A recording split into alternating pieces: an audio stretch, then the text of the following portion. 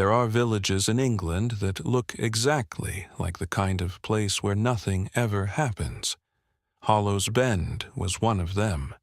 A single lane road curved through it like a sleeping cat, unhurried, unbothered, belonging entirely to itself.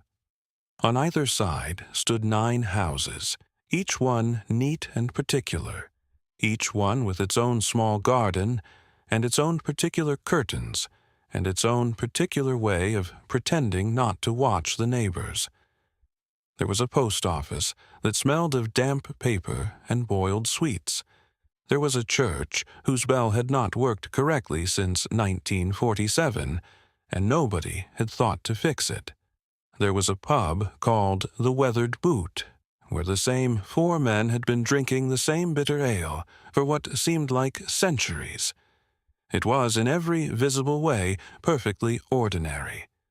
And yet, there is a kind of silence that belongs to peaceful places, the silence of birdsong and unhurried mornings and kettles beginning to whistle. And then there is another kind of silence entirely, the kind that sits too still, the kind that has been arranged. Hollow's Bend on the morning of the 14th of October wore the second kind. A man was dead in his garden.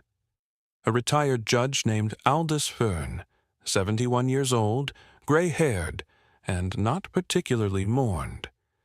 He lay among his own rose bushes as though he had simply decided to lie down there, except that he had not decided anything. Someone had decided it for him. 9 neighbors, 9 houses, 9 people who had lived within 40 feet of that garden for years, and not one of them had seen a single thing. Miss Jane Marple, when she heard this, set down her cup of Darjeeling very quietly and said nothing for a long moment. Then she smiled, just slightly. "How very interesting," she said. Part 1. The Garden and the Dead Judge. The 14th of October began, as most Tuesdays in Hollow's Bend began, with very little promise of anything at all. Mrs. Dove at number 1 was the first to notice. She had been standing at her kitchen window at 7:30 in the morning, waiting for her toast to brown and watching, as she always did, the quiet stretch of Fern's garden next door. It was habit more than nosiness, or so she told herself. She had watched that garden for 11 years. She knew the precise angle at which Aldous Fern trimmed his rose bushes. She knew which mornings he came out in his gray woolen cardigan, and which mornings he did not come out at all. She knew more about that garden than she had ever known about her own. So when she saw him lying there, face down among the October roses, she knew immediately that something was wrong.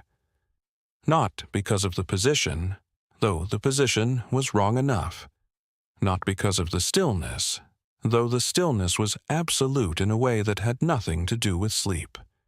She knew because of the roses themselves. Aldous Fern had spent 30 years tending those roses with a devotion that bordered on the religious. He would no sooner have fallen into them than he would have taken a pair of scissors to his own curtains. He was not a man who fell. Mrs. Dove stood there for a long moment, longer than she would ever admit to anyone, with her toast burning quietly behind her and her hands gripping the edge of the sink. Then she went to the telephone.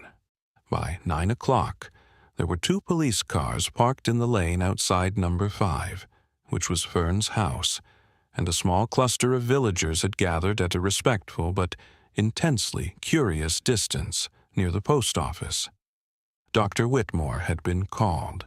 He lived at number 6, and was the closest thing Hollow's Bend had to a medical authority.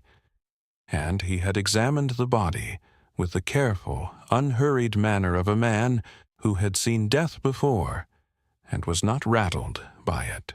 "Poisoned," he said, straightening up and removing his glasses to clean them, which was something he did when he wanted time to think. "I'd want a proper analysis to confirm it," naturally, but the presentation is consistent. The discoloration around the lips, the posture. He paused. He would not have suffered long. Inspector Gerald Croft, who had driven over from Portston and had the look of a man who had expected a quieter Wednesday, wrote this down in his notebook and looked around at the garden. The roses were very red against the gray October sky. There was a half-drunk cup of tea on the small iron table near the garden door, stone cold now, ringed with the pale ghost of dried milk. A book lay open on the chair beside it, face down to keep the page. Whoever had done this had done it while Aldous Fern was at leisure, while he was comfortable, while he trusted, at least for that particular hour, that the world meant him no harm. The inspector looked up at the 9 houses that formed the lane. Every window had someone behind it. He could feel it, that particular pressure of watched air. 9 houses, 18 possible eyes. And yet, as the morning wore on and he knocked on door after door, the answers came back with a uniformity that was almost musical in its consistency. "I'm afraid I didn't see anything, Inspector. I was inside all evening. I really couldn't say." "I do wish I could help. Poor Mr. Fern. Such a shock." Mrs. Dove at number 1, who had found him, said she had seen nothing before that morning. Mr. and Mrs. Crabbe at number 2 had been watching television and had their curtains drawn by 6. Miss Pendleton at number 3 had gone to bed early with a headache. The twins, Rex and Rita Caverly at number 4, had been out for a drive. Together, they said, each confirming the other with a speed that was almost a little too neat. Old Thomas Birch at number 7 said he had been in his cellar, organizing his late wife's preserves. The Holloway couple at number 8 said much the same as everyone else, and the young woman at number 9, a Miss Frances Greer who had moved in only 6 months ago, simply looked at the inspector with very wide, very clear eyes, and said she had heard nothing unusual at all. Inspector Croft stood in the lane afterwards and looked at his notebook with the expression of a man whose notebook had failed him. 9 people, 1 dead judge, and a silence so perfectly arranged it had corners. It was Mrs. Crabbe, the talkative one, the one who organized the church flowers and knew everything about everybody, and was not always careful about who she told, who mentioned 3 days later that Miss Marple was coming to stay with her niece in the village. "She's very old," said Mrs. Crabbe to nobody in particular, all in the general direction of the post office counter. "Knitting and gardens, I expect. A bit of rest." But Inspector Croft, who happened to be buying stamps at that particular moment, looked up. He had heard the name before. He could not quite place it, but it sat in the back of his mind with the quiet, specific weight of something that mattered. He bought his stamps. He drove back to Portston. And somewhere in Hollow's Bend, behind 9 closed doors, 9 people sat with their particular silences and their particular reasons, and waited. The roses in Aldous Fern's garden continued to bloom for another week, as though they had not witnessed anything at all. October does not mourn, it simply turns. Part 2. 9 doors, 9 silences. Miss Jane Marple arrived on a Thursday afternoon, which was, she had always felt, the most honest day of the week. Mondays made promises. Fridays kept them or didn't. But Thursdays simply were, practical, unglamorous, quietly useful. Rather like herself, she sometimes thought, when she was in a mood for that sort of reflection. Her niece, Caroline Weatherby, had met her at the Portston station with a small borrowed car and an expression of mild guilt, which Miss Marple recognized immediately as the expression of someone who has invited a relation for a holiday and has since realized the timing was poor. "There's been a bit of unpleasantness," Caroline said, pulling out of the station car park with more confidence than accuracy. "In the village, a man died. One of the neighbours, actually, Mr. Fern, at number 5. "How did he die?" said Miss Marple, settling her bag on her lap. "They think poison. The police have been about." Caroline changed gears unnecessarily. "I hope it won't spoil your visit. I thought perhaps we wouldn't mention it too much." Miss Marple looked out of the window at the passing hedgerows, bare and particular against the pale sky. "Of course," she said pleasantly. "We won't mention it at all." Hollow's Bend presented itself to Miss Marple the way all small English villages presented themselves to strangers, with an air of mild indifference that was, if you knew how to read it, anything but indifferent. The lane was quiet in the 4 o'clock light. The 9 houses sat in their row with their gardens and their closed doors, and the whole place had the feeling, not entirely comfortable, of a room in which an argument has just ended. Caroline's house was number 9, Miss Frances Greer's immediate neighbour, who, as it turned out. Miss Marple noted this with the private satisfaction of someone who has been dealt a useful card without having asked for one. She unpacked her things unhurriedly. She placed her knitting bag by the armchair near the window. She accepted a cup of tea. And then, because it was still light enough, and because she had always found that the most natural way to begin was simply to begin, she put on her coat and went for a walk. She walked the full length of the lane. She walked it slowly, the way she walked everywhere, not from frailty, though people who did not know her always assumed frailty, but from habit. Miss Marple had long ago understood that the slower you moved through a place, the more the place revealed. Hurried people saw the surfaces of things. She preferred the underneath. Number 1 had a garden that was immaculate to the point of anxiety, every edge trimmed, every shrub symmetrical. The curtain at the front window moved once as she passed. She did not look up.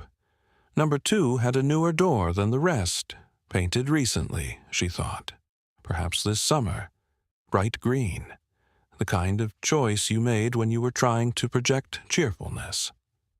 Through the gap in the side gate, she could see a small patio and a garden that had, unlike number 1, been allowed to grow a little wild. An empty bird feeder hung from a hook, forgotten. Number 3, Miss Pendleton's house, had its curtains drawn on the ground floor, though it was still afternoon. A single light burned upstairs. There were no plants on the windowsill, no mat at the door, no particular sign that anyone inside wished to be seen from the outside at all. Miss Marple paused here, just briefly, and noticed that the gate latch was worn smooth from many years of use, but the hinges were slightly stiff. Someone who came and went frequently but did not welcome visitors. Number 4 was louder than the others, even in silence. 2 motorbikes were parked on the small drive, and there was a football sitting in the middle of the front path, as though someone had left it mid-game and simply never come back. Twin energy, she thought. Restless energy. The kind that could become very focused under the right circumstances. She paused longest outside number 5.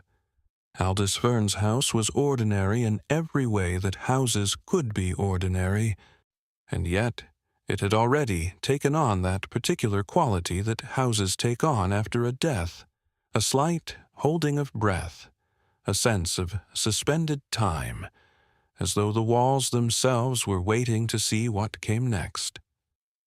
The roses in the front garden had begun to die back for winter. The iron table was still there. She could see the ring left by a teacup on its surface, pale, circular, permanent. She stood and looked at it for a moment. Then she walked on. It was at number 7 that she stopped properly for the first time. Old Thomas Birch was in his front garden, doing very little with a pair of secateurs and a rose bush that did not obviously require attention. He was a large, slow man, 70 at least, she thought, perhaps a little more, with the particular posture of someone who had spent decades trying to take up less space than he actually occupied. He had the kind of face that had once been open and was now not quite closed, but was working on it. He noticed her watching and straightened up. "Afternoon," he said. "Good afternoon," said Miss Marple warmly. "What a beautiful specimen. Is that a compassion? I have always had tremendous difficulty with climbing roses myself. They want so much of you."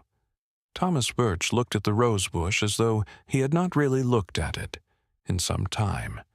"My wife planted it," he said. 30 years ago, that'd be." "She had a good eye," said Miss Marple. "And then, because the moment was right, and because she had a gift for the right moment, you must miss her terribly." Something shifted in the old man's face. Not collapse. He was not the collapsing sort. But a loosening. A small, involuntary opening. "Every day," he said quietly. "Every single day." Miss Marple nodded with the unhurried sympathy of someone who understood grief, not theoretically, but personally, from the inside. And they stood together in the garden for a moment in the way that two people sometimes stand when words have briefly become unnecessary. She did not ask him about Aldous Fern. Not yet. But as she walked back to number 9 in the gathering dusk, she turned once and saw that old Thomas was still standing in his garden, secateurs at his side, staring at nothing at all, with the expression of a man who was carrying something he had been carrying a very long time, and was beginning, against his own better judgment, to wonder what it would feel like to put it down. 9 doors, 9 silences. And somewhere behind them, 9 separate waits, 9 private griefs, 9 reasons that a man might lie among October roses and not be mourned. Miss Marple went inside. She picked up her knitting. She said nothing to her niece about any of it. She very rarely did at this stage. Part 3. Tea and Secrets. There is a particular art to getting people to talk, and it has nothing whatsoever to do with asking questions. Miss Marple had understood this for most of her adult life. Questions put people on their guard, especially people who had already decided, for whatever private reason, that they would not be talking. Questions announced your intentions. They were the front door. And most people, when they saw someone approaching the front door with purpose, quietly locked it from the inside. The back door, however, was a different matter entirely. The back door was a cup of tea offered at the right moment. It was a comment about the weather that led naturally to a comment about the garden, which led, just as naturally, to a memory, which led, if you were patient and careful and gave absolutely no sign that you were leading anywhere at all, to the thing that was actually sitting in the middle of the room, unacknowledged, taking up all the air. Miss Marple had been using the back door for 60 years. She was very good at it. She began with Mrs. Dove, not because Mrs. Dove was the most important, though she might prove to be, but because Mrs. Dove was the kind of woman who needed to be visited first. She was the sort who kept count of such things. Miss Marple had recognized her type the moment she'd heard her described. The immaculate garden, the twitching curtain, the woman who had found the body, and then, most interestingly, had apparently found nothing else worth mentioning. She knocked at number 1 at 10:30 on Friday morning, carrying a small pot of her niece's bramble jam as a pretext, and Mrs. Dove opened the door with the expression of someone who had been expecting a visitor, and was determined to appear as though she hadn't. She was a thin woman, somewhere in her mid-60s, with silver hair set very precisely, and eyes that moved quickly and recorded everything. Her house smelled of lavender and furniture polish, and, underneath both of those, something older and less comfortable. Grief, possibly, or guilt. Miss Marple was not yet certain which. "How very kind," said Mrs. Dove, accepting the jam and stepping back to allow her in. "Do come through. I'll put the kettle on." They sat in the front room, which was as neat as the garden, neat in that same slightly effortful way, as though untidiness were not merely inconvenient but dangerous. The mantelpiece held 3 photographs. A younger Mrs. Dove, with a man who must have been her husband, now gone by the look of the faded color. A wedding photograph of someone else's wedding, and a young man, early 20s perhaps, in what appeared to be a university photograph, formal and slightly uncomfortable in a dark jacket. Miss Marple looked at this 3rd photograph for only a moment. Then she looked away. "What a lovely room," she said. "You've lived here long?" 11 years, said Mrs. Dove, pouring the tea with steady hands. "Since my husband passed. My son helped me settle in. He thought it would be good for me. A small village, quiet neighbours." She paused very slightly on the word neighbours. He was right, mostly. "Mostly," said Miss Marple, accepting her cup. Mrs. Dove sat down. She stirred her tea twice, which was once more than necessary. "I suppose you've heard about Mr. Fern," she said, in the tone of someone who has decided to raise the subject themselves before someone else can. "Only the broad outline," said Miss Marple. "How dreadful for you, finding him like that. What a shock it must have been." "Yes." Mrs. Dove looked at her tea. "Yes, it was." The silence that followed was the kind that invites filling. Miss Marple did not fill it. She simply sat with the patience of someone who has nowhere in particular to be, and she waited. And she watched Mrs. Dove's hands around the teacup. The slight whitening of the knuckles, the small, involuntary tightening. "He was not," said Mrs. Dove eventually, carefully, "a particularly easy man." "Few people are, I find," said Miss Marple pleasantly. "No." A pause. "But most people are merely difficult in ordinary ways. Mr. Fern was—" She stopped. She looked at the window. "He had a very particular way of making you feel that you had already done something wrong. Before you'd even spoken, just being in the room with him, you felt judged." She gave a small, uncomfortable laugh. "Well, I suppose he was a judge." "Indeed," said Miss Marple. "Did you know him well before you came to the village?" The question was so gently placed, so conversationally innocent, that Mrs. Dove answered it before she had quite registered that she was answering it. "Not well," she said. There was a matter, years ago. A legal matter. My son." She stopped. Her jaw tightened. "It was a long time ago." "Of course," said Miss Marple softly. She did not push. She reached forward and admired the pattern on the teacup instead. "What a pretty service. Is it Wedgwood?" She visited Miss Pendleton at number 3 just after lunch. Miss Pendleton was not what she had expected. The drawn curtains and the stiff gate hinges had suggested someone withdrawn, bruised, perhaps, in some long-standing way. And that was not entirely wrong. But what Miss Marple had not anticipated was the beauty. She must have been 60, but she had the bones of a woman who had once been the most striking person in every room she entered, and some ghost of that remained, in the set of her eyes, very dark and very steady, and in the way she held her head. It was the bearing of someone who had once been looked at constantly and had made her peace, not always comfortably, with what that meant. She let Miss Marple in without the small social protestations that most people offered. She simply opened the door and stepped aside. "I heard you were staying at number 9, she said. "Caroline Weatherby's aunt." "That's right. She's a good girl, Caroline." Miss Pendleton moved to the kitchen without asking whether Miss Marple wanted tea, which Miss Marple found she liked. There was an honesty to it. "Sit down, if you like." The inside of number 3 was not at all what the outside had suggested. Where the exterior was closed and careful, the interior was almost recklessly personal. Books stacked everywhere, not organized but read, spines cracked and pages marked.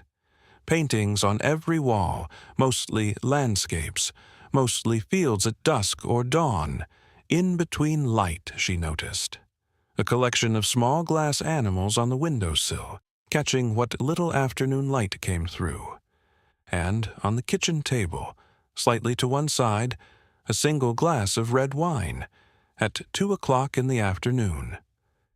Miss Marple sat down and said nothing about the wine. "Awful business," said Miss Pendleton, setting down 2 cups and sitting opposite her, with the directness of someone who disliked small approaches. "Aldous Fern. I won't pretend I didn't know him. I knew him very well a long time ago." Miss Marple looked at her with quiet attention. "We were going to be married," said Miss Pendleton. She said it flatly, as a fact. The way you stated a fact that had long since lost its power to surprise you, but never entirely lost its power to hurt. 30 years ago. 31, actually." A pause. He changed his mind. "People do." "They do," said Miss Marple. "He married someone else. She died 8 years later. He moved here, eventually. And I—" Miss Pendleton looked at the glass of wine with a half-smile that contained too many things to name easily. "I was already here. That must have been very difficult." "At first." She looked up. "After a while, it became simply ordinary, the way all terrible things become ordinary if you live alongside them long enough." She paused. "I didn't kill him, if that's what you're wondering." Miss Marple smiled with genuine warmth. "My dear, I wasn't wondering anything of the sort," which was, of course, not entirely true. But it was kindly meant. By the time Miss Marple walked back to number 9 that evening, she had drunk 4 cups of tea, eaten 2 slices of seed cake, admired 7 gardens, and said almost nothing of consequence to anyone. She had also learned in the particular way she had of learning things, sideways, through texture and tone and the precise quality of silences, that Aldous Fern had left damage behind him wherever he had gone. Not the dramatic damage of obvious cruelty, the quieter kind, the kind that settled into people's lives like damp into old walls, the kind that took decades to make itself fully known. Part 4. What the Roses Saw. Old Thomas Birch did not sleep well. He had not slept well in 11 days, which was precisely how long Aldous Fern had been dead, and he was aware of the correspondence between these 2 facts in the way that a man is aware of a stone in his shoe, constantly, uncomfortably, unable to think about anything else for very long before his attention was pulled back to the specific pressure of it. He rose at 5, as he always had. He made tea in the dark kitchen, standing at the hob and listening to the silence of the lane outside, which was the deep and particular silence of 4 o'clock, becoming 5 o'clock, the hour before the world remembered itself. He had loved this hour once. It had belonged to him and his wife, Margaret, who had also been an early riser, who had sat across from him at this same table with her hands around her cup and her hair not yet pinned, and who had been dead for 6 years, and was somehow more present in this kitchen at 5 in the morning than at any other time of day. He thought about her now. He thought about her, and then, as always, happened, as he could not seem to prevent it from happening. He thought about the night of the 3rd of October. Miss Marple came to him on Saturday morning. He saw her from the kitchen window before she reached the gate, small, white-haired, unhurried, wearing a coat that had clearly been good once, and had been kept good through sheer stubbornness. She was carrying nothing, which he noticed. No jam, no pretext. She came simply as herself. He went to the door before she could knock. "I thought I might come and have another look at that compassion rose," she said, as though the sentence completed a conversation they had already been having. "If you don't mind." He minded, in the way that a person minds the approach of something they have been both dreading and very quietly hoping for. But he stepped aside. "Tea," he said. "Please." They sat in his kitchen, which was a room that told you everything about its occupant if you knew how to look. It was clean, but not careful. A man living alone, managing, maintaining the habits of a shared life through sheer force of will. Margaret's preserves were still on the shelf near the window, rows of dark jars labeled in her handwriting, some of them 5 and 6 years old.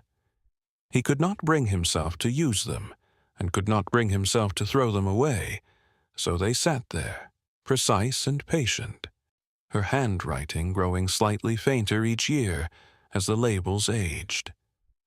Miss Marple looked at them once, briefly, and said nothing. Thomas found he was grateful for that. They talked about roses for a while, then about the village, then about the particular quality of October light, which Thomas said he had always found melancholy, and Miss Marple said she had always found honest. "I prefer honest to comfortable," she said simply. Thomas looked at her. She was looking out of the window at the lane, her hands around her cup, and there was something in her expression, not pressure, not the pointed look of someone building to something, but a simple, undemanding openness, as though she had all the time in the world and no particular agenda, and whatever he chose to say or not say would be equally acceptable to her. It was, he would think later, exactly the right thing, exactly the right face, to show a man who had been carrying something alone for 11 days in a village full of people who all, for their own reasons, were doing precisely the same. "I was in my cellar," he said, "the night it happened." "Yes," said Miss Marple, "that's what I told the inspector." "Yes," she said again, without inflection. Thomas set down his cup. He looked at Margaret's preserves. A jar of damson plum, the label slightly crooked because she had always pressed the labels on in a hurry, impatient to get to the next thing. She had always been impatient. He had always been slow. They had suited each other perfectly.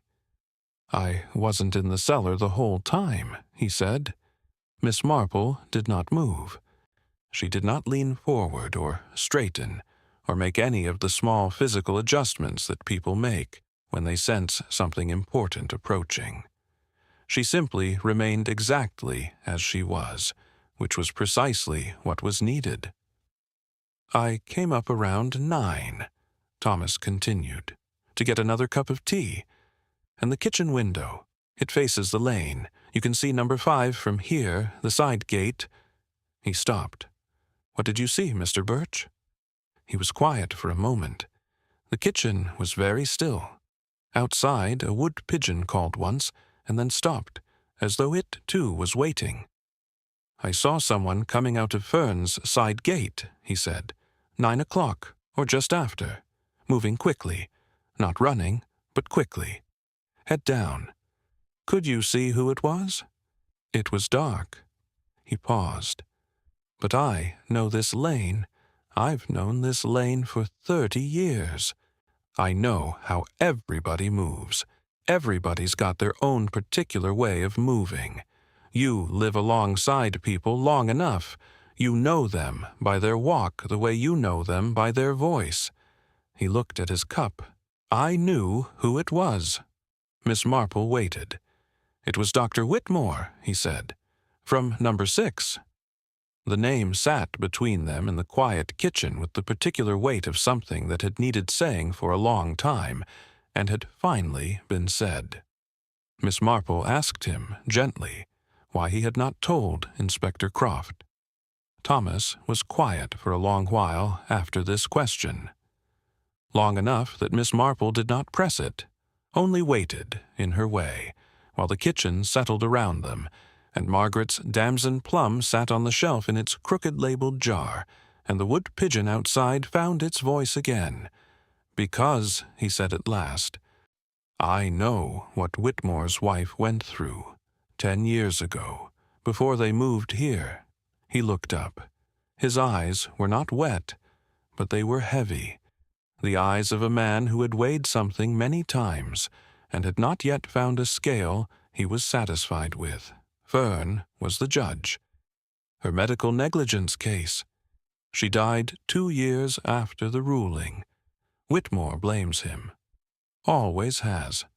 "And you felt," said Miss Marple carefully, "that whatever Dr. Whitmore had done, if he had done anything, the reasons behind it were ones you understood." Thomas looked at her sharply, as though surprised to be understood so precisely. "That's a very particular thing to feel," she added, not unkindly, "and a very human one." He nodded slowly. Then he said, with a rawness that seemed to surprise even himself, "Margaret died because we couldn't get the right specialist in time. Rural area. Underfunded. Nobody was held accountable. Nobody ever is when it happens that way." He stopped. Aldous Fern spent 30 years holding other people accountable for things they didn't always do, and the things that were actually wrong, the things that actually cost people, those he let go, every time. Miss Marple said nothing for a moment. Then, "You are not the only one in this lane who has lost someone, are you, Mr. Birch?" It was not a question. Thomas shook his head. "No," he said, "I don't suppose I am." She left him at 11:30, stepping back out into the pale October lane with the careful step of someone navigating ground that has shifted slightly underfoot. She walked slowly past number 5, Fern's house, silent and held breath as it had been since the beginning. And she did not look at the roses this time. She was thinking about Dr. Whitmore, about a man who knew poisons, who had been at the body first, who had delivered his verdict. He would not have suffered long, with the particular steadiness of someone who already knew the answer before he was asked.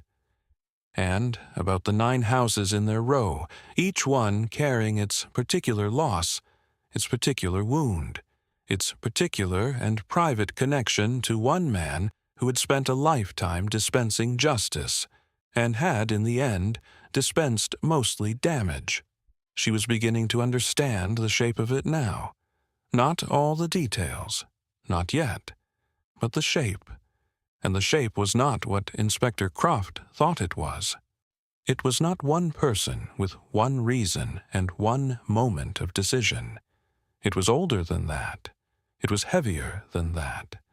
It was the shape of accumulated grief. The compassion rose at number 7 had 17 blooms left on it that morning. Miss Marple had counted them on her way out, without particularly meaning to. She counted things without meaning to. It was simply how her mind worked. 17 blooms, 9 houses, 1 dead man. And the numbers, she felt, were just beginning. Part 5.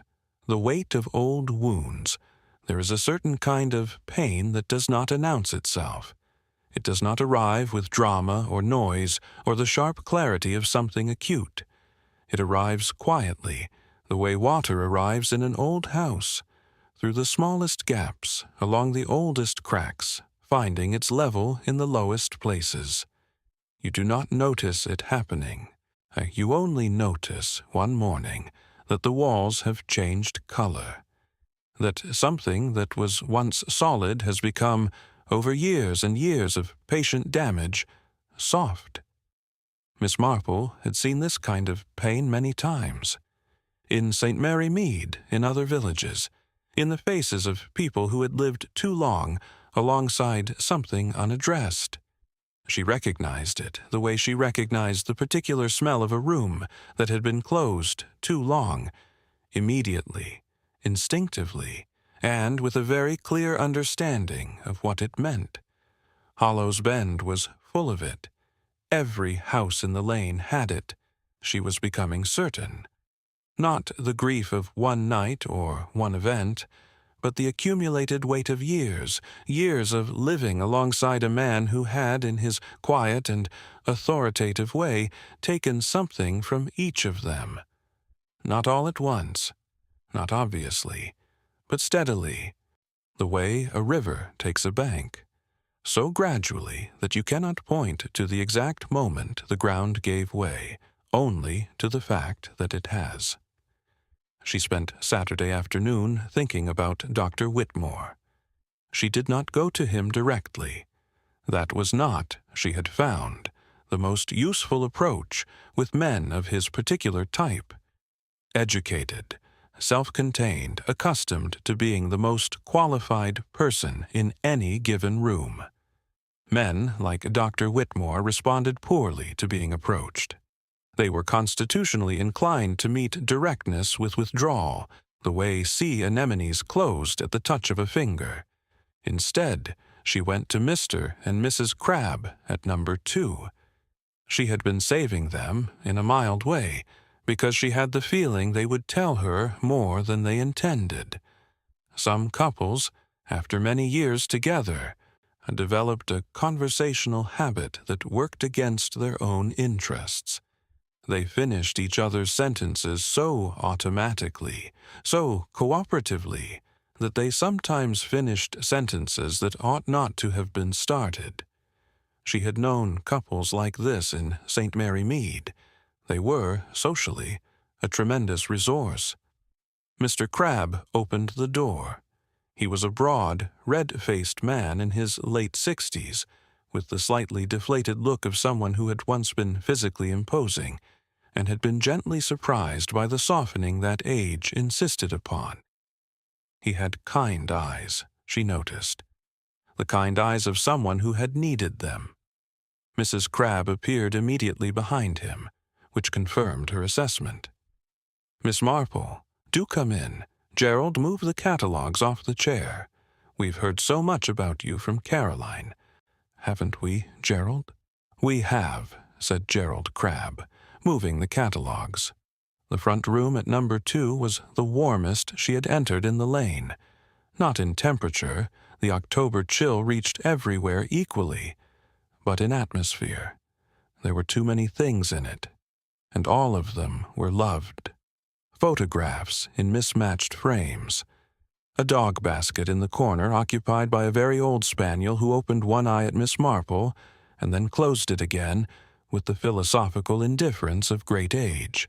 Plants on every surface, slightly overgrown, reaching toward the window with the cheerful persistence of things that intend to survive. She liked them immediately. She liked them, and she felt with a small and private sorrow that she was about to ask them to hand her something they had been holding for a long time. The tea came. The catalogues were redistributed. The old spaniel sighed deeply. "You knew Mr. Fern," Miss Marple said, after the appropriate interval. "Before you came to the village, I understand." The shift was small, but immediate. Mrs. Crabbe's cup paused on its way to her mouth. Mr. Crabbe looked at the dog. "There was a matter," said Mrs. Crabbe carefully, "with land, our land, Gerald's family's land going back 3 generations. She set her cup down. There was a boundary dispute. The neighboring farm claimed a portion of our field, 12 acres, not nothing, and it went to court. And Mr. Fern, he was the presiding judge. Mr. Crabbe said it without looking up, and he ruled against us. That must have been very difficult, said Miss Marple. If the land had been in the family, it wasn't just the land. Mrs. Crabbe's voice had changed, not louder, but denser, the way voices became when they were carrying weight. Gerald's father was alive at the time, 78 years old. That field, his father had plowed that field as a boy. His grandfather had broken that ground. She stopped. He died 8 months after the ruling. The doctor said it was his heart, and so it was, technically, but I know what it actually was. Silence. And the ruling itself, said Miss Marple gently. Was there any suggestion it was? There was a great deal of suggestion, said Mr. Crabbe quietly. The other party had very good lawyers, very expensive lawyers. And somehow, he shook his head. You can't prove these things, you never can. But the ruling made no legal sense. 3 different solicitors told us so afterward. For whatever that was worth. Miss Marple nodded slowly.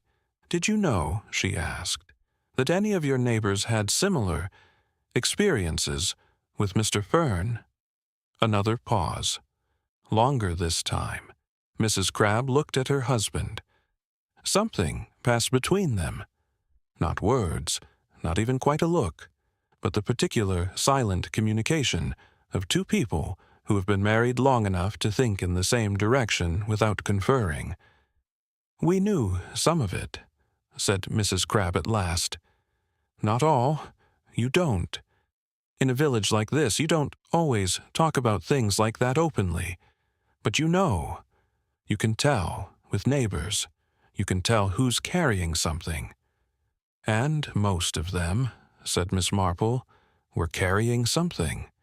All of them, said Mr. Crabbe. She stopped at the twins on her way back. Rex and Rita Caverly, at number 4, were 34 years old and had lived in Hollows Bend for 3 years, which made them the second newest residents after Miss Greer at number 9. They were not identical. Rex was taller, Rita sharper about the eyes, but they had the particular synchronicity of twins who had always been, for better or worse, each other's primary landscape. They finished each other's thoughts, not as a performance, the way some twins did, but as a simple fact, the way you breathe. Rita opened the door and said, "You're Caroline's aunt," with the directness of someone who dispensed with preamble as a matter of principle. "I am," said Miss Marple. "Come in, then." Rex was in the kitchen making coffee. He turned and assessed her with the frank curiosity of the young, which Miss Marple found infinitely more comfortable than the careful politeness of the middle-aged. "You're looking into Fern," he said. It was not a question.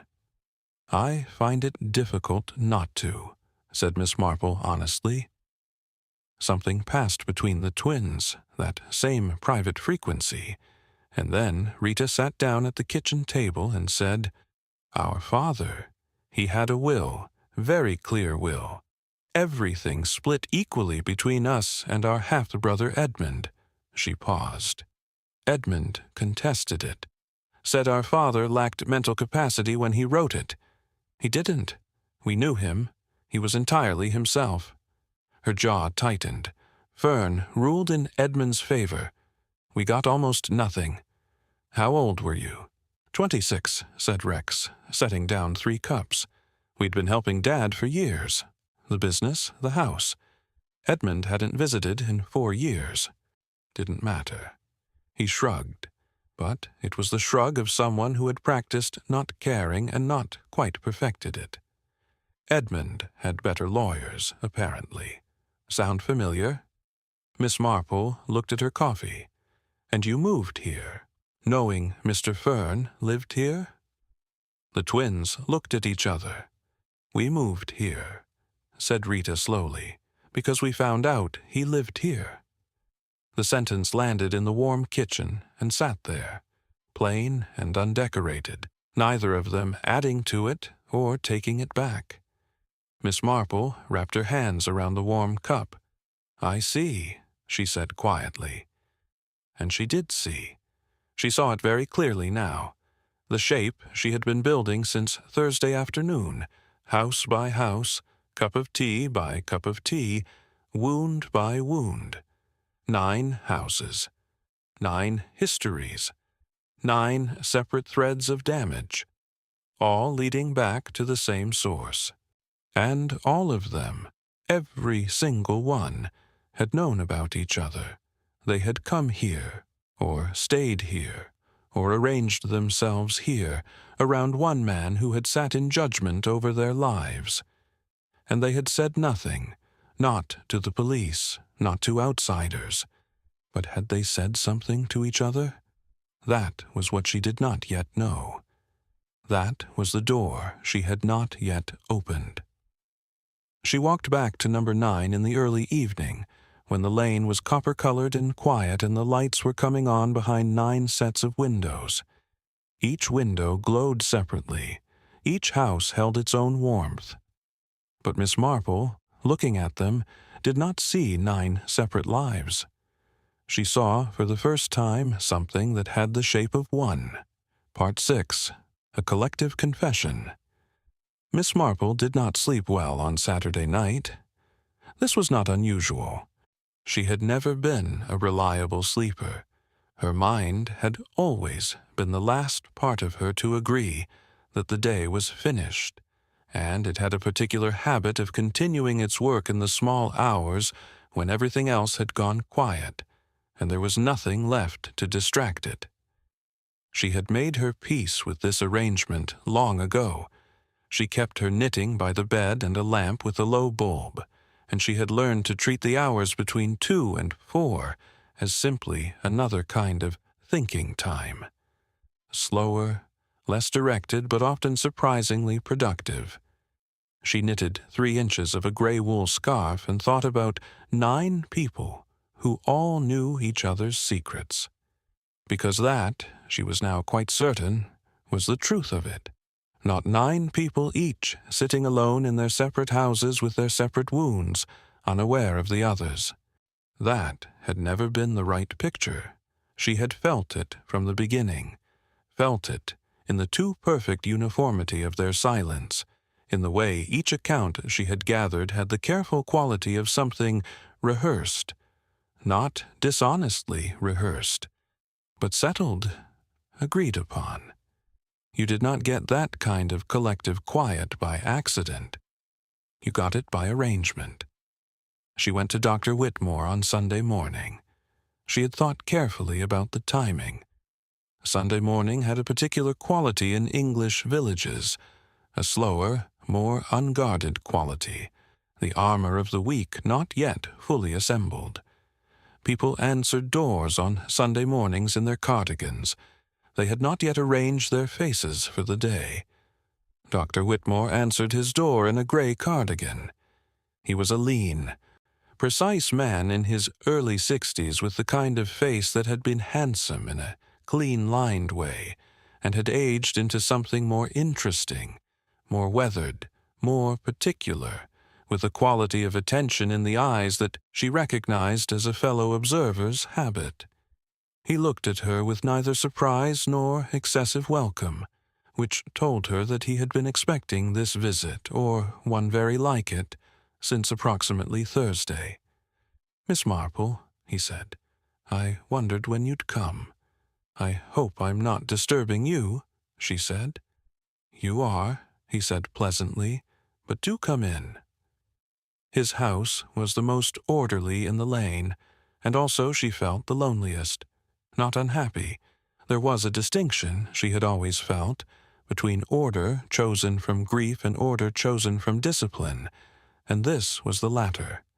books arranged by subject, a clean desk by the window with papers stacked precisely. In the sitting room, one armchair slightly more worn than the other, which told you everything about a house that had once held 2 people and now held 1. On the mantelpiece, a single photograph. A woman, perhaps 50 in the photograph, dark-haired and laughing at something just outside the frame. The kind of laugh you did not perform, the kind that surprised you. Miss Marple looked at it for only a moment. "My wife," said Dr. Whitmore from the kitchen, where he was making tea without asking whether she wanted any, which was, she was finding, a habit among the residents of this lane. "Eleanor. She died 10 years ago." "I'm sorry," said Miss Marple. "She had a condition. Treatable, the specialist said, if caught at the right stage. There was a case, a nurse, at the hospital where Eleanor was first seen, a negligence case. The nurse had missed the indicators twice. Eleanor had wanted to pursue it, not for punishment, she wasn't that sort, but because she thought if someone didn't say something, it would happen to someone else." He came in with the tea. He sat down across from her with the straightness of a man who had told this story before, internally, many times, and had distilled it to its most bearable form. The case was dismissed. Fern presided. He ruled that the evidence of negligence was insufficient. And Eleanor? She died 2 years later, by which point it was, as they say, too advanced. He looked at his tea. She never quite, after the ruling, she was never quite the same. It was as though she had needed to believe that the system would at least acknowledge what had happened, even if it couldn't undo it. When it didn't, he stopped. She lost something, some essential belief. I watched it go. Miss Marple was quiet for a moment. Then she said, "Mr. Birch saw you, Dr. Whitmore, coming out of Mr. Fern's side gate on the night he died." The silence that followed was not the silence of surprise. It was the silence of a man who had known a particular door would eventually open, and had spent a long time deciding what he would say when it did. "Yes," he said. "I expect he did. Would you like to tell me what you were doing there?" He looked at his wife's photograph for a moment, then back at Miss Marple. "I went to speak to him," he said. "I had gone to speak to him before, twice in the 3 years since I moved here. The first time he closed the door. The second time he told me that the ruling had been correct and that Eleanor's death, while regrettable, had no bearing on his professional judgment." He paused. He said regrettable, as though she had been an inconvenience. "And the third time I went, he was already dead." Miss Marple looked at him carefully. He met her eyes with the steady, undefensive clarity of a man telling the truth. Not all of it, perhaps, but what he was saying, he meant. "Already dead," she repeated. "Already dead. In the garden, among the roses." The tea was still warm on the table. He looked at his hands. I checked for a pulse. There was none. I stood there for I don't know how long, and then I went home. And in the morning you came as the doctor and confirmed what you already knew. Yes, and you said he would not have suffered long. Something moved across his face. Not quite guilt, not quite sorrow. Something in between that had no clean name. "He wouldn't have," he said quietly. "The compound used was specific, fast. It would have been very quick." The word compound sat between them. "You know what was used," said Miss Marple. I recognized the presentation. "Yes, and you know who used it." The longest silence yet. The Sunday morning lane outside was utterly still. Somewhere distant, the church bell, the broken one, the one that had not worked since 1947, made a single, imperfect attempt at sound, and then gave up. "When I came through the side gate," he said at last, "there was someone leaving by the front. I didn't see their face, but I saw the coat." He paused. "A green coat. There's only one green coat in this lane." Mrs. Crabbe, Miss Marple, walked back to number 2 in the thin Sunday light with her hands in her coat pockets and her mind moving carefully through what she now had. Mrs. Crabbe, who had told her about the land, about the ruling, about Gerald's father, who had plowed that field as a boy and died 8 months after losing it. Mrs. Crabbe, in whose warm and overfull front room the old spaniel slept in his basket, surrounded by the evidence of a life that had been built against the grain of damage. Rebuilt, she now understood actively and deliberately over years. She knocked at number 2. Mrs. Crabbe opened the door, and in the moment before her face arranged itself into its customary warmth, Miss Marple saw something that she had not seen there before. Not fear, not quite guilt, relief. The relief of someone who has been waiting to be found. She did not come in. They stood in the doorway, which was, Miss Marple felt, the right place for this particular conversation. Neither inside nor outside, neither entirely private nor entirely public. "You went to him," said Miss Marple quietly. Mrs. Crabbe looked at her for a long moment. Then she nodded. "Gerald doesn't know," she said, very low. "He must never know." "What happened?" "I went to reason with him. That's what I told myself." A small, humorless sound that was not quite a laugh. 30 years of watching Gerald carry it. 30 years of watching him wake in the night and think I didn't notice. His father's land. His father's face when the ruling came. She stopped. Her voice was steady, but her hands, Miss Marple saw, were pressed flat against her sides, the posture of someone holding themselves together by conscious effort. "I had the compound in my pocket. I had taken it from Whitmore's bag 2 weeks before. He keeps it in his bag, he's always kept it. Certain patients need it, and he administers it himself. Mrs. Crabbe, I didn't plan to use it. I truly didn't. I went to look at him and tell him what he had cost us, and I went with it in my pocket because—" She stopped again. "Because I am 67 years old, and I have watched the people I love suffer for things that were done to them by someone who never once looked back. And I wanted, just once, to be the kind of person who could do something about it." The Sunday morning lane breathed quietly around them. "And the others?" said Miss Marple. Mrs. Crabbe looked at her steadily. "They knew I was going," she said simply, "every one of them. We had, over the years in this lane, you talk, you find out, you understand each other's wounds, and when I said I was going," she paused, "nobody tried to stop me. Not one of them had acted alone. Not one of them had acted together precisely.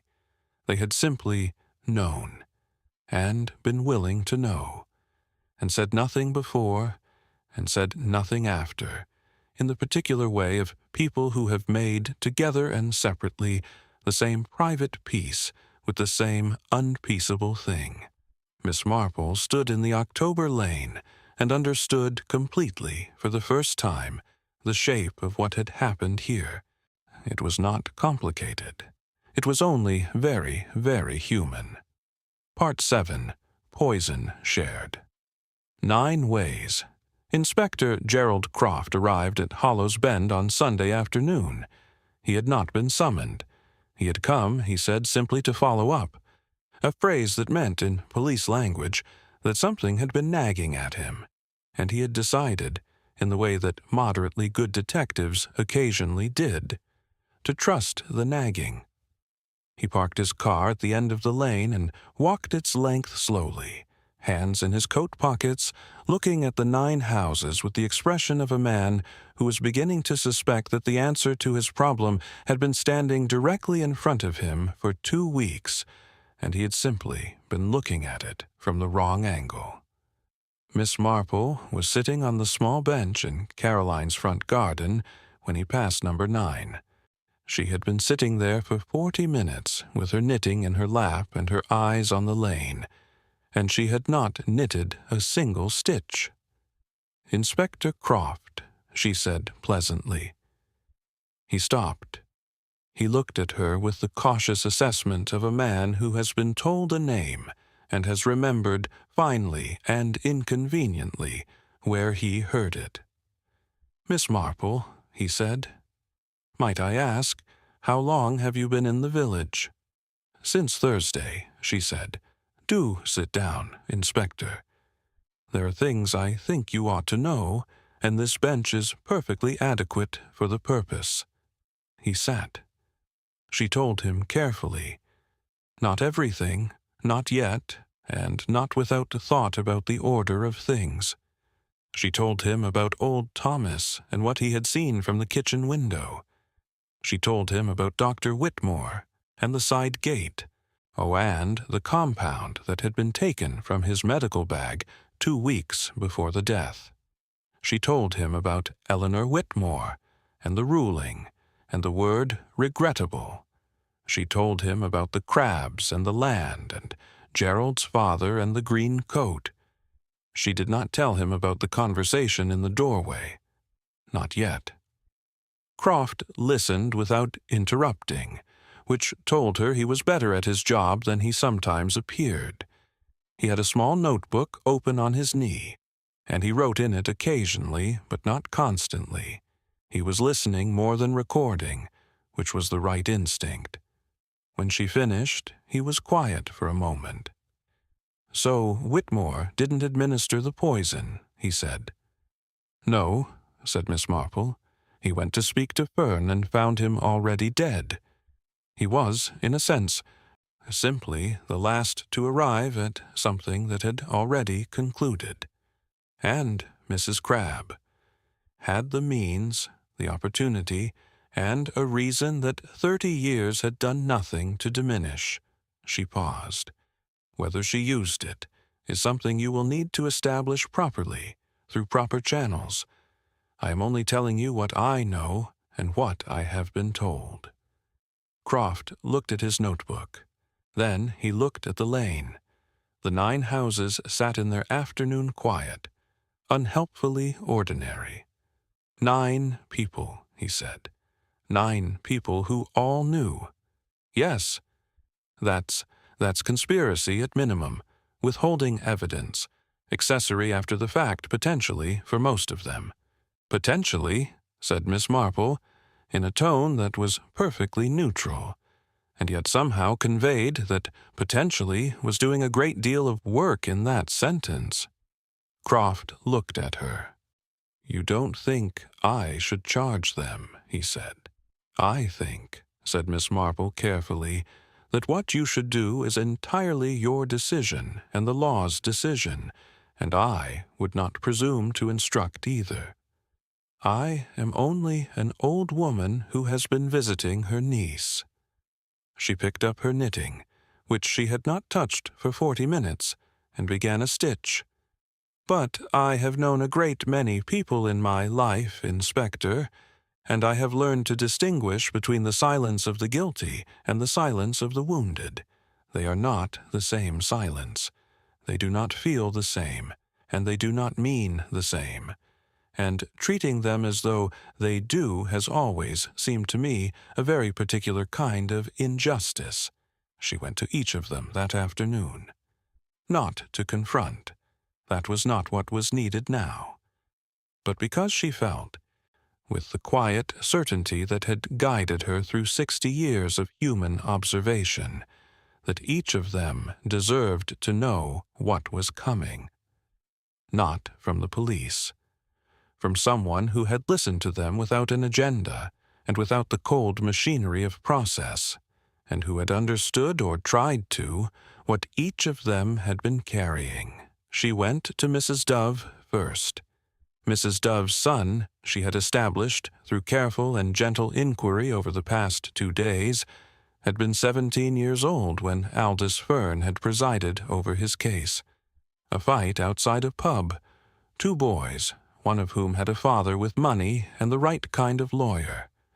Her son had served 14 months. The other boy had served none. He was 31 now, and living somewhere in the north of England. And Mrs. Dove had not said so directly, but Miss Marple understood, from the way she spoke of him in the present tense but with the careful distance of someone describing a country they no longer visited, that he had not recovered. Not entirely, not in the ways that mattered. Mrs. Dove listened to what Miss Marple told her without expression.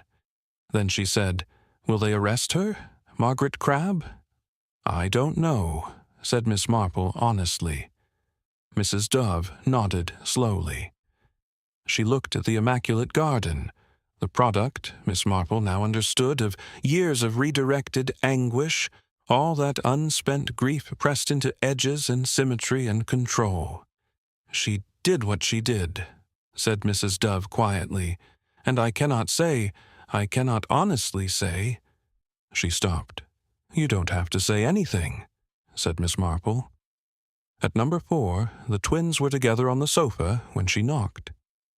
Rex with a book, Rita with her feet tucked under her, and the particular quality of 2 people who have already been talking about the thing she had come to tell them. They had known, she realized. They had all known, in the way of a community that has grown close around a shared wound, known that this afternoon was coming, that the lane's particular arrangement of silence was approaching its end. Rex asked the same question Mrs. Dove had asked. Would they arrest Margaret Crabbe? "The inspector is a reasonable man," said Miss Marple, which was the most she could honestly offer. Rita looked at her brother, then back at Miss Marple. "She didn't only do it for herself, you know," she said. "That's what I want someone to understand. She knew all of our stories. She had sat in that front room with every one of us at one time or another and listened. And when she went carrying all of it. Not just Gerald's father's land." Her voice was very steady. "She went carrying Mrs. Dove's son, and Eleanor Whitmore, and our father's will, and old Thomas's wife." A pause. "She carried all of us in her pocket, along with everything else." The sentence stayed in the room long after Miss Marple had left it. Miss Pendleton, at number 3, did not ask about Margaret Crabbe. She asked something different. "Do you think he knew?" she said. At the end, "Do you think he understood why?" Miss Marple considered this seriously because it deserved serious consideration. "I think," she said at last, "that a man who has spent his life judging others, and has done so, at least in part, with deliberate unfairness, I think such a man probably lives, always, with some awareness that the scales exist, whether he acknowledged it or not." She paused. "Whether that is comfort or not, I cannot say." Miss Pendleton was quiet for a long moment. "I loved him," she said. 30 years ago, I actually loved him. And then I watched what he became, or perhaps what he had always been, and I had simply not seen clearly enough." She looked out of the window at the lane. "The worst of it is not what he did to me.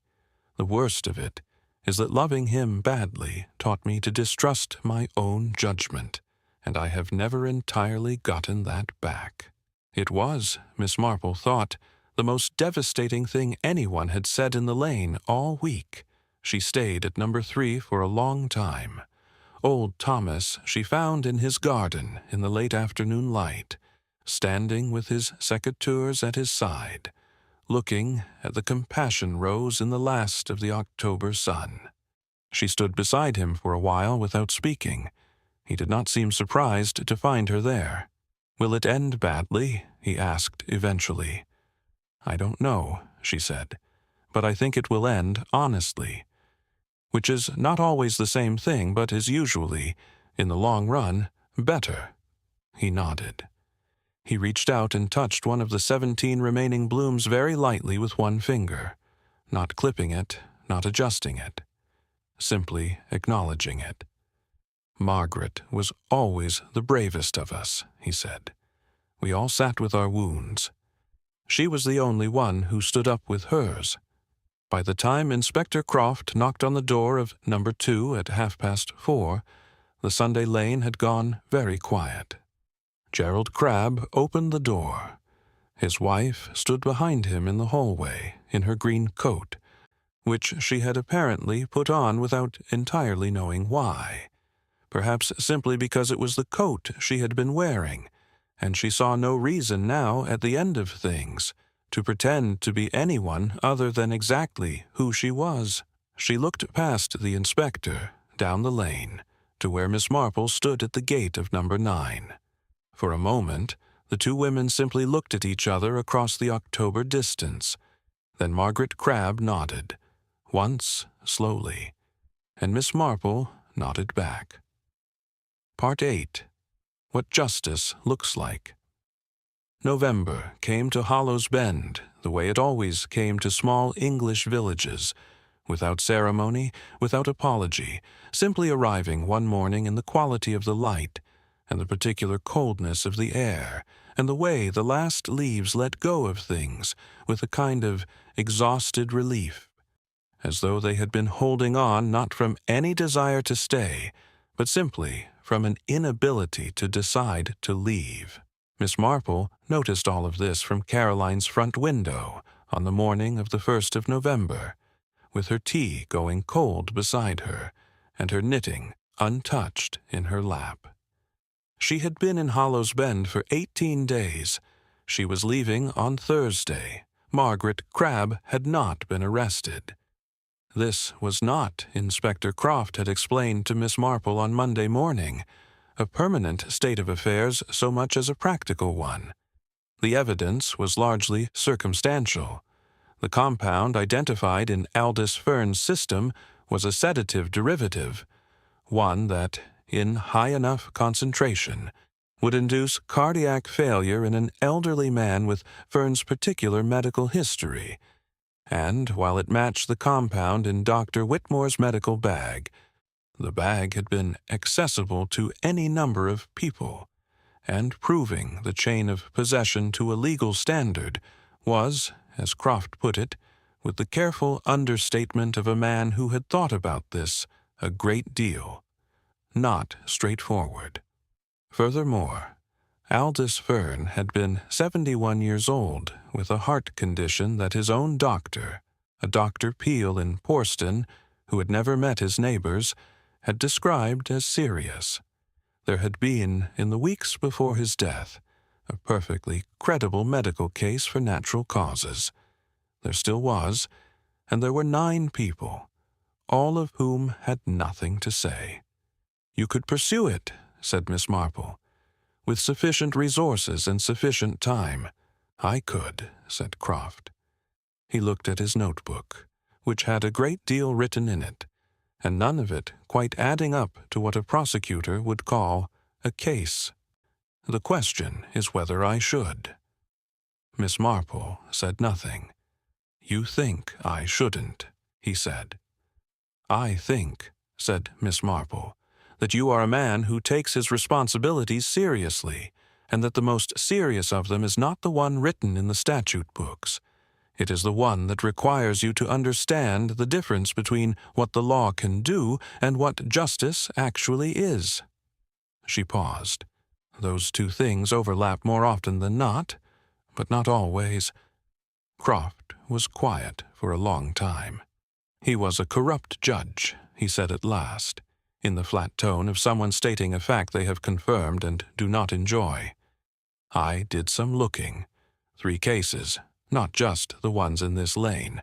Property rulings, a criminal sentencing, a medical negligence case. All of them questionable. One of them, the Caverley will, had a formal complaint filed at the time, which was reviewed and dismissed. He paused. He was never investigated. He retired with his full pension and his reputation entirely intact. Yes, said Miss Marple, and 9 people lived alongside that for years. Yes. The morning was very quiet. The broken church bell made no attempt at sound. I'm going to file it as inconclusive, said Croft. He said it to his notebook rather than to her, pending further evidence, which I do not expect to materialize. He closed the notebook. If anyone asks, I found insufficient grounds for prosecution. That seems, said Miss Marple carefully, like a very honest assessment. She visited Margaret Crabbe on Wednesday afternoon, her last afternoon in the lane. Gerald was at the pub. She had timed it, gently and without his knowledge.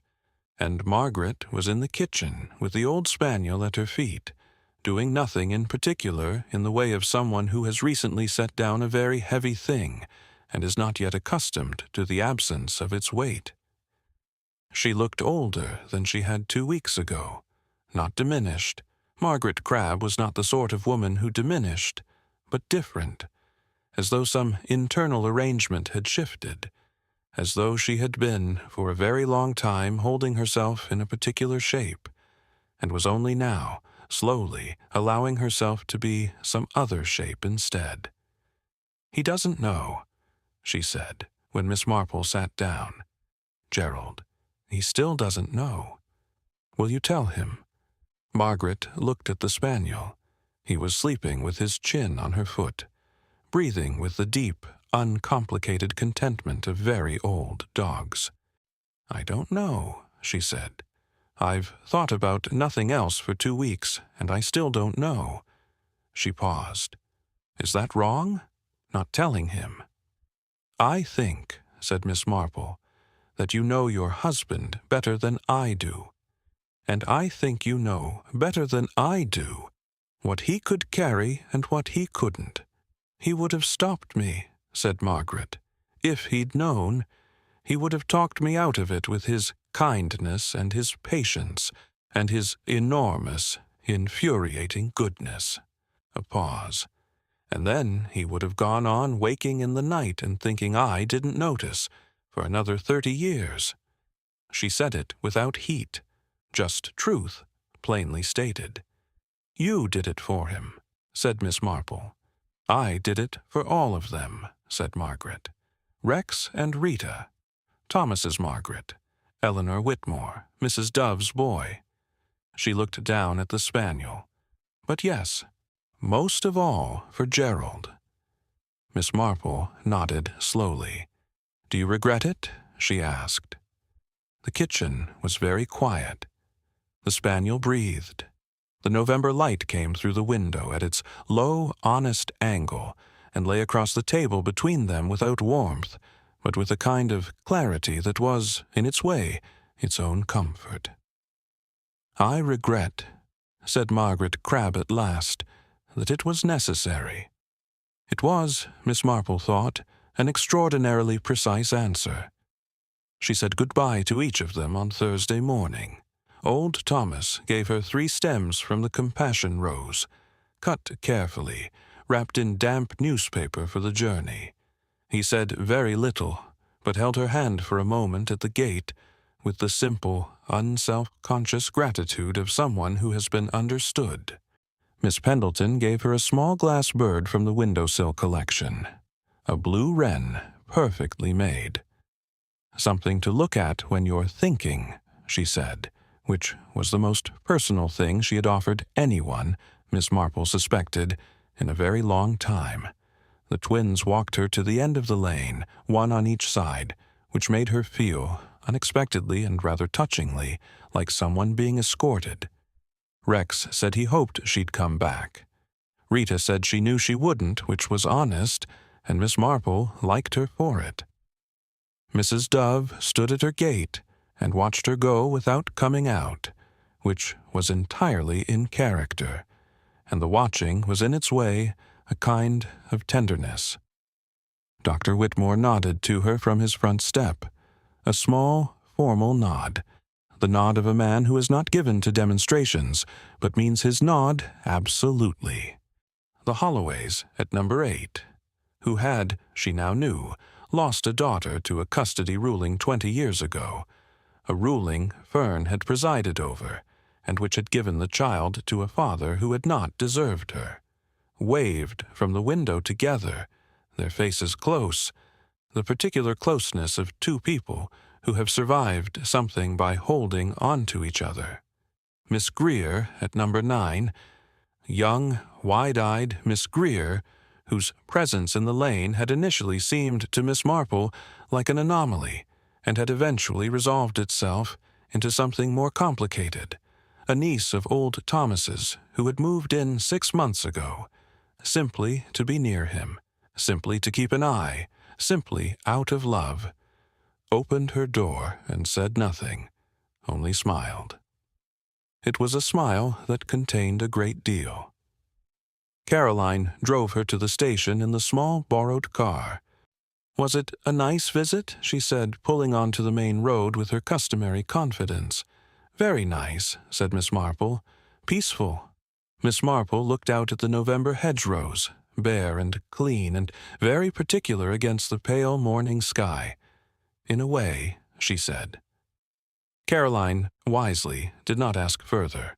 On the train back to St. Mary Mead, Miss Marple sat with the 3 rose stems in her lap and the small blue wren on the seat beside her, and watched the English countryside move past the window in its November colors, brown and gray, and the particular dark green of things that intended to survive the winter.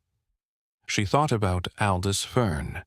She thought about a man who had been given an extraordinary power, the power to look at human lives and declare what was fair, what was just, what was owed and to whom, and had used that power as so many people used power, which was to say, as a thing that belonged to him, rather than as a thing that had been lent. She thought about the 30 years of small and carefully insulated damage, the rulings that had broken things, and the reputation that had remained intact, the word regrettable, said to a widower who had come only to be heard. She thought about 9 people in 9 houses, each one carrying a wound that had never been formally acknowledged, never officially addressed, never given the simple dignity of being named as wrong. She did not think about whether what Margaret Crabbe had done was right. She had found, over the course of a long life, that the questions worth asking were rarely the ones that had clean answers, and that the people who insisted on clean answers were usually more interested in the cleanness than in the truth.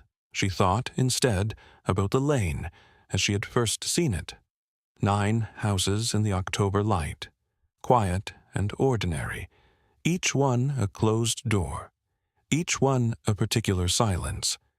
And she thought about how it had looked on her last morning, with the November light on it, and 9 people standing at their gates and their windows, watching her go.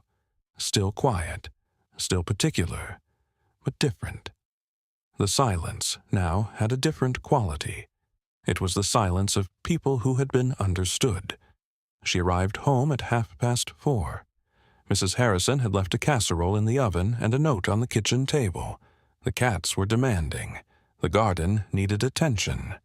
Miss Marple put the blue wren on the window-sill where the light would find it in the mornings. She put the rose stems in water.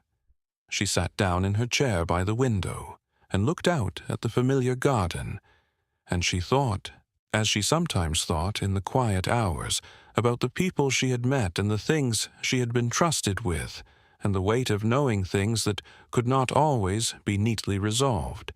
She thought, the law is a necessary thing. It is an important thing. It is not by itself a sufficient thing. And then she picked up her knitting, and she said nothing to anyone, which was, all things considered, exactly the right thing to do. Hollow's Bend did not make the newspapers. This was perhaps the most remarkable thing about the whole affair, that a retired judge had died among his roses in a lane of 9 houses, at that a police inspector had opened a notebook and closed it again without charging anyone, and that the world had moved on with the complete indifference it reserved for things it was never meant to know about. The lane continued as it had always continued. The seasons changed. Old Thomas's compassion rose, survived the winter, and came back in spring with more blooms than the year before, which he took as a sign of something, though he could not have said precisely what. The twins stayed. Miss Pendleton's curtains opened more often. The Crab's spaniel died peacefully in February, and Gerald wept in a way he had not wept in years, and Margaret held his hand and said nothing, and that was enough. Dr. Whitmore planted something new in his garden in the spring, something his wife had always wanted, a wisteria, a purple and extravagant and entirely impractical, climbing up the front of number 6 with the cheerful ambition of something that has decided finally to take up space. Nobody spoke of Aldous Fern, not because they had forgotten. You do not forget the stones that change the course of your river, but because there is a point in the long life of a wound when speaking of it is no longer necessary, when the acknowledgment has been made, in whatever private and imperfect way it could be made, and the silence that follows is not the silence of concealment, but the silence of something that has, at last, been laid to rest. In St. Mary Mead, on a bright April morning, Miss Marple looked at the small blue wren on her window-sill. She thought of 9 houses. She thought of 9 silences. She picked up her knitting. Some stories end. Others simply find their quiet.